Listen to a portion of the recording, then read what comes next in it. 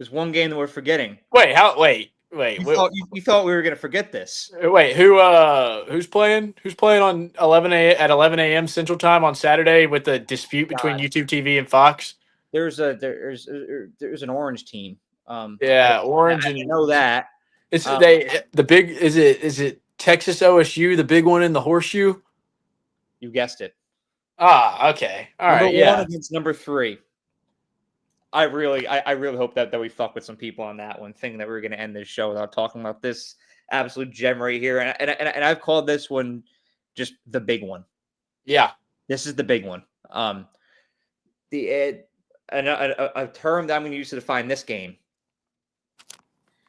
is emotion. The amount of emotion that's going to be in the building on Saturday.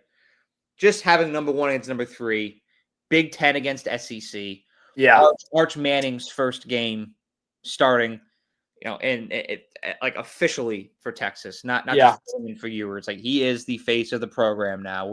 This has been anticipated for 2.5 years now, and it's finally coming to fruition.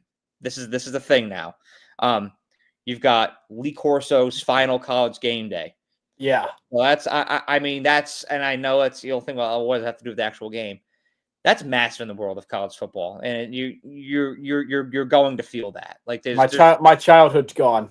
I know my childhood. SEC and CBS is gone, and now so is Lee Corso. What the actual fuck? But it's going to contribute to the overall emotion of this day because high octane matchup. You've got that factored in, and then I was at this game a couple months ago when I was at AT&T Stadium right down the road here.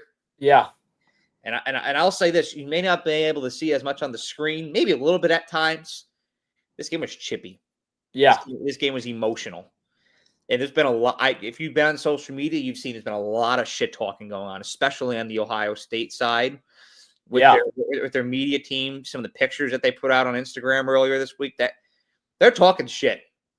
And the guys that were on the field for this matchup in the Cotton Bowl a couple months ago, those bitter feelings are still there. It's not quite Ohio State, Michigan, but there's going to be some guys that are ready to set their record straight on Saturday morning, if you will. That's how fucking early this game is. So my question going into this, who regulates their emotions better?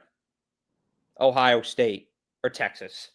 And I had to do a lot of thinking going into this one, looking on both sides, because Ohio State, there's some churn. There's some questions about their defensive line after some of the guys that they lost to the draft this year. Will Howard's not there anymore. You've got Julian Sayin starting as a sophomore. This is still an 89% blue chip team. This is still a team that has Brandon Ennis, Jeremiah Smith, Carnell Tate. You're still looking at Caleb Downs on defense. This is a solid team still. Like, do not get it twisted. This is one of my favorite national championship contenders this year. There's 2 of them right here on the screen, but Ohio State is one of them, among Alabama and Clemson as well. Yeah. A few episodes ago. But man, Texas is deep. It's a deep, high-powered team. There's not many holes when you look at it. That running back duo is nasty. Trey Wisner, CJ Baxter. I do think that, Arch Manning is a question mark going into this game. If he wins this thing, I told you he was built for the moment. If he doesn't, I told you he was fugazi this whole time. The narratives will be swirling.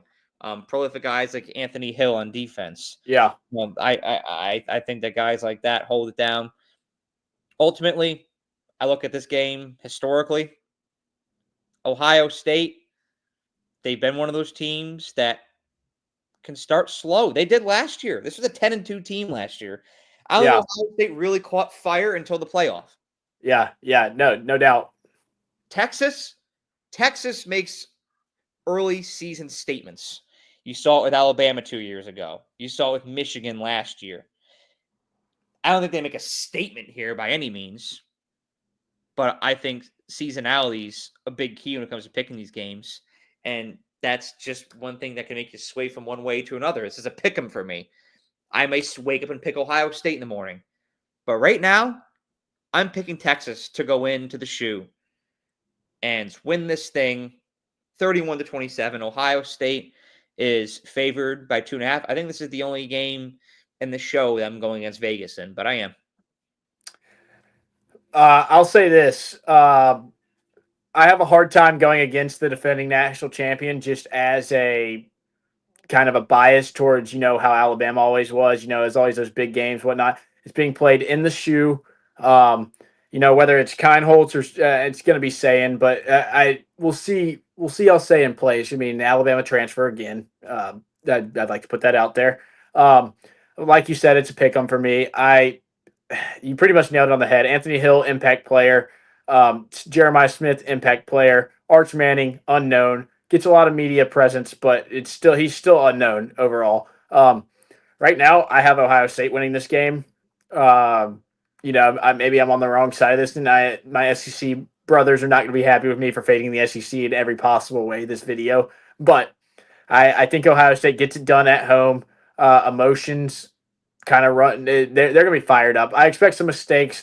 I think this is going to be a high flying matchup. I'm going to go 38-35 Ohio State.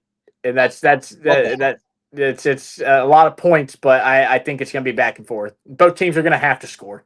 This is going to be a very bull in a china closet kind of game, I feel like, especially early on, because the emotions are going to be high. A lot of young guys, a lot of very talented guys, but a lot of young guys. And so I think that just getting into the rhythm early on is going to be huge, and going into the shoe is a huge factor here. But man, I can't remember the last time that we've had a week one game this big. I heard somebody call it the biggest regular season game of all time. That's a stretch because you don't really know who these teams are going to be. But I have a feeling that these are two real bona fide national championship contenders. And getting how often do you get a rematch of a semifinal that just happened? Yeah. On week one. It's almost like this is made in a storybook, but this is happening in real life. Yeah. I mean, and you're going to get that with every first game that's big like this. It's always the biggest matchup of all time, whatnot, just to build some anticipation and whatnot. Oh, yeah. But dude, this whole week one as a whole was just a blessing from the college football gods. I mean, we struggled. There's some games that we had to leave out that would have been probably some marquee matchups on the first week of the year in previous years. So I'm excited, man. This is like I'm a kid in a candy shop right now, and this is so much fun. I'm glad that we were able to break down and actually predict things. We got some certainty on the depth charts and whatnot. No more speculation, only results now. I love that. It is officially time to prove it.